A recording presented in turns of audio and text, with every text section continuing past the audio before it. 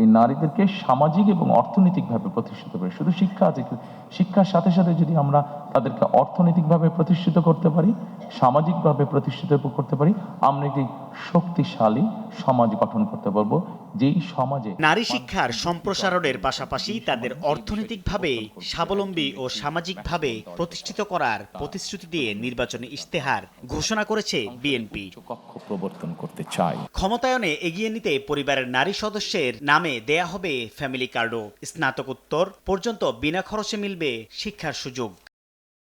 সামাজিক সুরক্ষা খাতের অপচয় দুর্নীতি বন্ধ করতে স্পষ্ট উদ্যোগের পাশাপাশি সরকারের এই ব্যয় মেটাতে অর্থের সংস্থান কিভাবে হবে তাও জনগণের সামনে তুলে ধরার পরামর্শ দিচ্ছেন এই অর্থনীতিবিদ। নারী যিনি সদস্য, পরিবারের প্রধান যিনি নারী সদস্য, ওনার নামটা ফ্যামিলি কার্ডে থাকবে, যেটা আমাদের দীর্ঘদিনের চাওয়াও ছিল। ২,০০০-২,৫০০ মানুষকে ২,৫০০ টাকা প্রতি মাসে দেবেন, আপনি সমপরিমাণের দ্রব্য কিনে পৌঁছে দেবেন।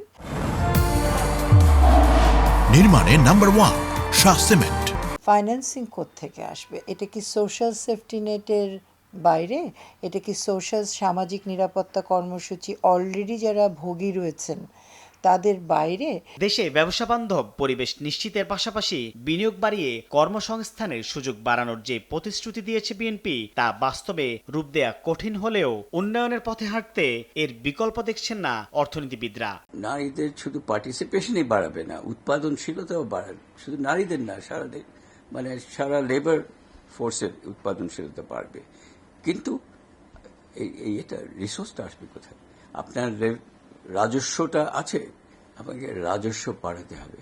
সো এই রাজস্ব যে বাড়াবার যে কতগুলো উদ্যোগ, মৌলিক কতগুলি সংস্কার সেখানে লাগবে।